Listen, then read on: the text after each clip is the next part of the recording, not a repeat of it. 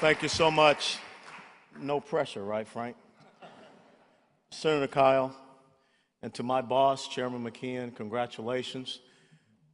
To the Commandant of the United States Marine Corps, General, and Mrs. Amos, to all the soldiers, the sailors, the airmen, Marines, and Coast Guardsmen, to each and every one of you that's sitting out there.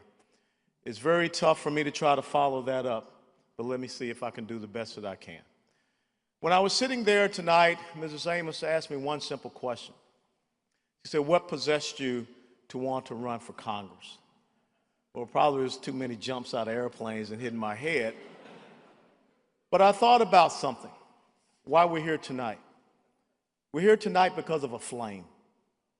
And when we talk about a benediction, it takes me back to thinking about the first time a flame was introduced into this world. It's very simple when you go to Acts, when those men who were scared because the Lord and Savior Jesus Christ had been taken away from them, they were told to go to an upper room. And when they were there in that upper room, a comforter came.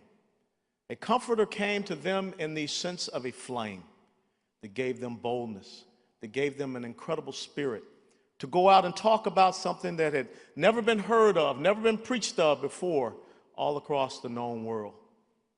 But see, that exact same flame somehow made it to these shores. That flame first appeared at a place called Lexington and Concord, where men answered the call and went out and stood for something that the world had yet to understand. That flame made another appearance in the embodiment of a man by the name of Thomas Jefferson, when he wrote an incredible document called the Declaration of Independence, which set forth this great nation. That flame made an appearance at Valley Forge in a cold, dark night when our general, George Washington, knelt down on his knees and prayed, and that flame led the way across the Delaware River to a triumph at Trenton.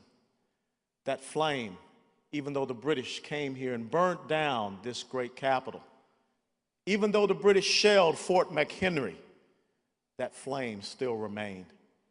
It was a flame that President Abraham Lincoln talked about not too far away from here at a place called Gettysburg, where he paid tribute to those who gave that last full measure of devotion for a country that was the last and greatest hope for this world, so that this government of the people, by the people, and for the people should not perish from this earth. It was a flame.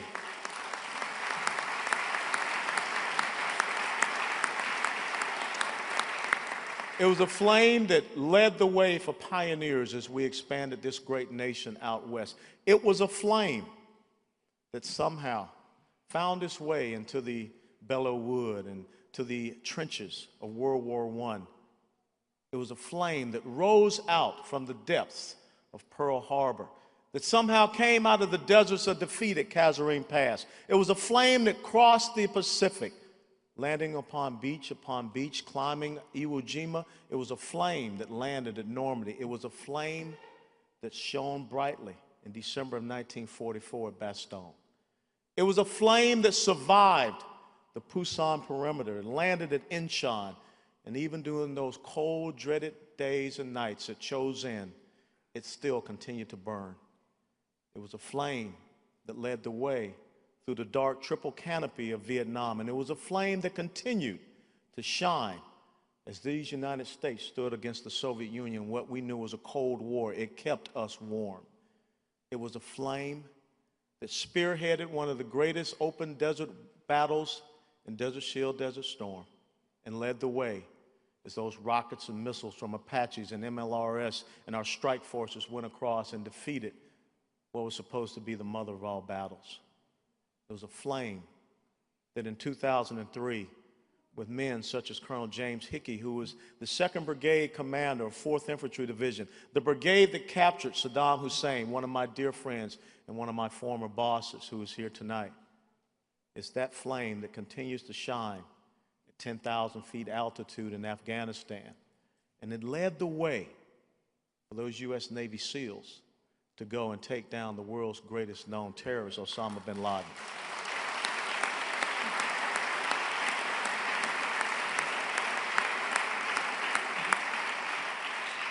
Tonight, what is that flame?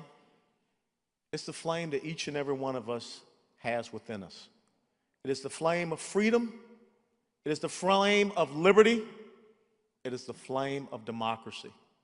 And tonight, we have recognized and we have honored a man that at this important time in the history of this 235-year, the longest running constitutional republic that the world has ever known, you have been entrusted to be a keeper of that flame at this time. And I can tell you it's such a great honor to be on your team, on the Armed Services Committee.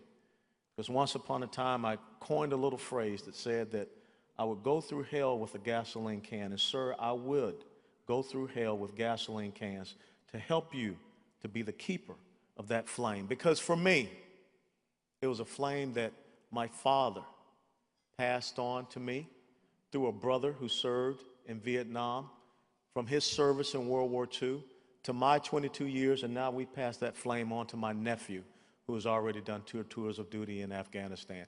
The flame that is the United States of America, ladies and gentlemen, shall never be extinguished. It shall shine brighter because the greatest days of this republic is ahead. I don't care what stands before us. Our forefathers who first brought that flame to light in Lexington and Concord are looking down upon us right now, and we shall not let them down. So as my benediction, I guess Frank figured since I'm from the South, I know how to preach. I would ask that God blesses each and every one of us, that God keeps each and every one of us in the hollow of his hand, that God will continue to keep that flame that he first sent down some 2,000 years ago to those men in the upper room in Jerusalem, the flame that we carry forth today. Never forget that flame. Never forget the men and women who have sacrificed so that we can carry it forward. And for Chairman Buck McKeon of the Armed Services Committee, you have been charged with the great mantle of responsibility to be one of those few blessed Americans, such as Ronald Reagan, who believed in peace through strength, Senator Kyl, that you are now a keeper of the flame of these blessed United States of America. May God bless you all, and thank you.